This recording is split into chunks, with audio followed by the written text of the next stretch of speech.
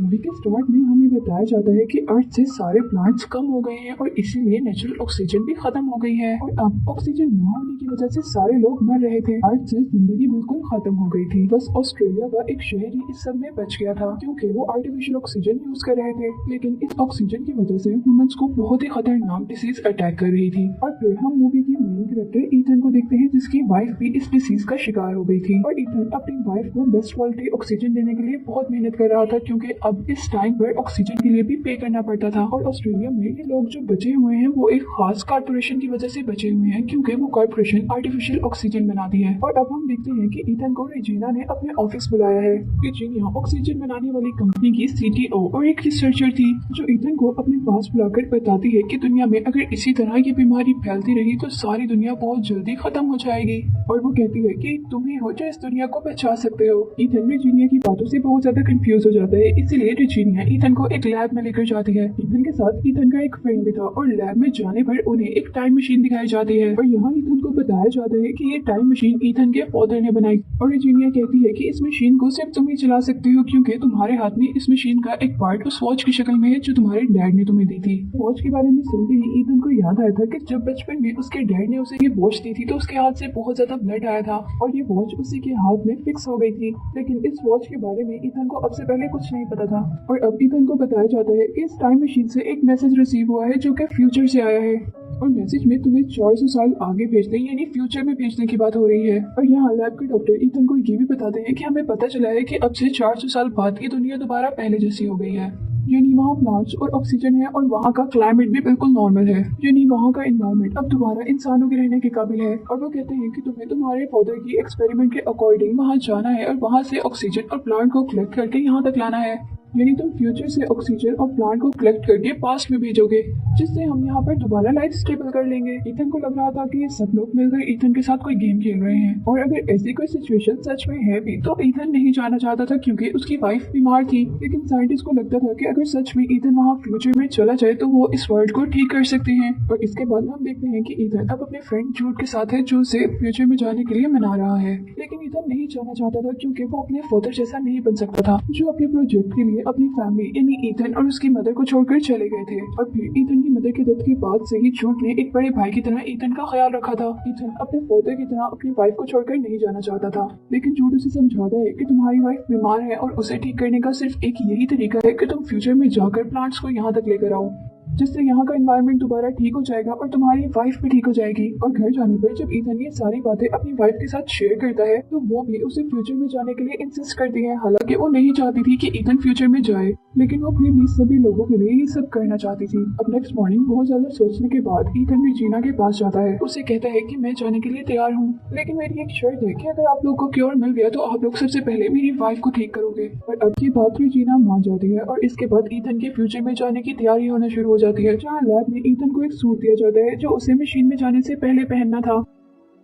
और इस सबके बाद ईथन जब उन लोगों से आगे का प्लान पूछता है तो उनके पास कोई आंसर नहीं था। उनको इस बात का नहीं पता था कि ईथन को फ्यूचर में कौन मिलेगा या वो वापस कैसे आएगा। यहाँ तक कि उनको ये भी बिलीव नहीं था कि ईथन उन प्लांट्स को यहाँ तक ला पाएगा भी कि नहीं। लेकिन अब तो ईथन को जाना ही था और इसके बाद ईथन को एक डिवाइस दी जाती है ईथन को पास्ट से कनेक्टेड रखेगी। फाइनली ईथन को मशीन में बिठा दिया जाता है और वो लोग टाइम सेट करके मशीन को ऑन कर देते हैं। जहाँ लैब में तो मशीन के चलने के बाद रेडियो वेव्स का एक ब्लास्ट होता है, जबकि मशीन के अंदर ईथन बहुत तेजी से मूव कर रहा था और आखिर वो आसमान से होता हुआ अब एक अननोन जंगल में आकर गिर जाता है। हवा में बहुत तेजी से मूव करने की वजह से ईथन के सूट को आग लग जाती है जिसे वो जल्दी से नीचे आकर उतार देता है। और इस सब के बाद अब वो अपने इर्द गिर्द देखता है जहाँ ये दुनिया दोबारा पहले जैसी हो गई थी। ईथन अब नेचुरल ब्यूटी और ऑक्सीजन को एंजॉय कर रहा था और थोड़ा आगे जाने पर उसे एक स्केलेटन नजर आता है जिसके हेड पर बुलेट का निशान था। और जब वो उस स्केलेटन के ड्रेस से नेम पड़ता है तो बहुत ही ज्यादा परेशान हो जाता है क्योंकि वो उसी का स्केलेटन था। और फिर ईथन को यहाँ से वो डिवाइस भी मिलती है जैसी डिवाइस साइंटिस्ट ने उसे दी थी। ये सब देखकर ईथन बहुत ज्यादा डर गया था और उसे कुछ समझ नहीं आ रहा था। यहाँ उस स्केलेटन के हाथ में भी बिल्कुल सेम ईथन जैसी ही वॉच थी,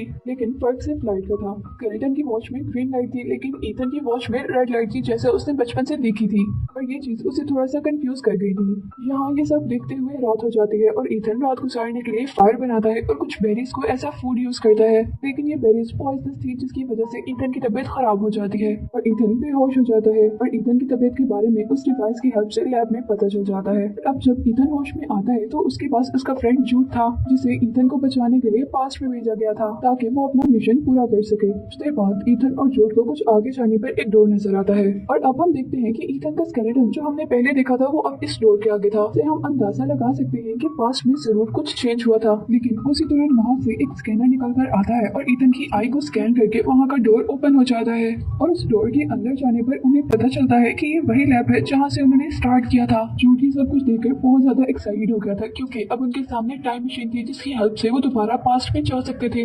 लेकिन उनको टाइम मशीन के ऊपर एक टाइमर मिलता है जिससे उनको पता चल जाता है कि ये लैब प्री एक्टिवेट होने के 4 घंटे बाद खत्म हो जाएगी और इस सिस्टम को इसलिए डिजाइन किया गया था ताकि कोई इस सिस्टम का गलत फायदा ना उठा सके। यहाँ ईथन एक होलोग्राम ऑन करता है जहाँ उसके फादर ने इस प्रोजेक्ट की डिटेल्स बताई हुई थी और अब उन्हें जल्दी जल्दी अपना काम करना था, यानी ऑक्सीजन और प्लांट्स को कलेक्ट करके वापस जाना था। लेकिन जब वो देखते हैं कि ऑक्सीजन कलेक्टर यानी वो मशीन जो ऑक्सीजन को कलेक्ट करेगी वो खराब है तो वो लोग बहुत ज्यादा परेशान हो जाते हैं। अब उन्हें इस मशीन को 4 घंटों के अंदर अंदर ठीक करके वापस जाना था। अब उनके पास टाइम बहुत ज्यादा कम था और यहाँ से बाहर जाने पर उन्हें पूरी सिटी प्लांट से कवर मिलती है और जगह जगह ह्यूमन स्केलेटन मिलते हैं, जिससे उनको पता चला था कि ह्यूमंस के यहाँ से एक्सटिंक्ट होने के बाद यानी खत्म होने के बाद ही ये सारी सिटी प्लांट्स में चेंज हुई थी, यानी इंसानों के जाने के बाद ही इस दुनिया का एनवायरनमेंट ठीक हुआ था। अब यहाँ ईथन फ्यूचर में अपने घर जाता है और अपने वाइफ के स्केलेटन को देखकर बहुत ज्यादा इमोशनल हो जाता है और फिर ईथन को जो फ्यूचर डिवाइस मिली थी उसकी रिकॉर्डिंग ऑन करता है। वहाँ उसे पता चलता है कि जूड ही उसे शूट करेगा। ये रिकॉर्डिंग जूड भी सुन लेता है और सच में उसे शूट करने के लिए गन निकालता है, लेकिन ईथन किसी तरह जूड को रोक लेता है और डिसाइड करता है कि वो मरने से पहले अपनी मशीन को ठीक करेगा।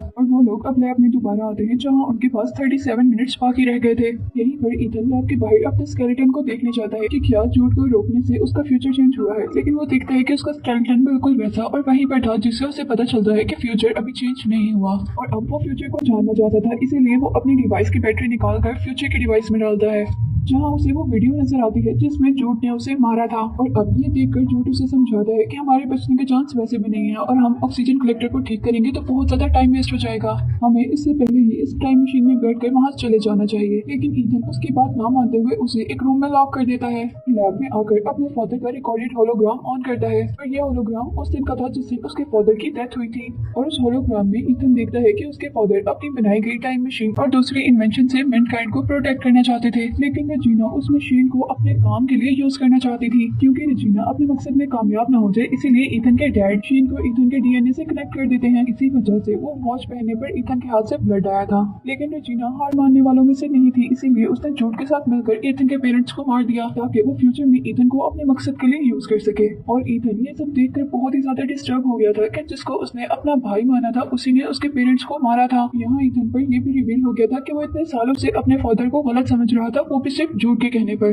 और अब ईथन रेजिना को अपने मकसद में कामयाब होने नहीं देना चाहता था, इसीलिए वो टाइम मशीन को डिस्ट्रॉय करने वाला था, लेकिन तभी जूड आकर उसे रोक देता है और जूड उसे बताता है कि रेजिना ने मुझे इसलिए भेजा है कि जब ईथन वो डिफेक्ट ठीक कर रहा हो तो मैं ईथन को मार दूं। लेकिन जूड भी ईथन को अपने भाई की तरह ही समझता था, इसीलिए वो ईथन को मारने से पहले ही अपने आप को शूट कर देता है और अब वो अपने फादर का मकसद पूरा करने के लिए काम कर रहा था। इसके बाद वो बहुत जल्दी से ही ऑक्सीजन कलेक्टर को भी ठीक कर देता है और सारे एक्सटेंडेड प्लांट भी टाइम मशीन में रखकर पास्ट में भेज देता है।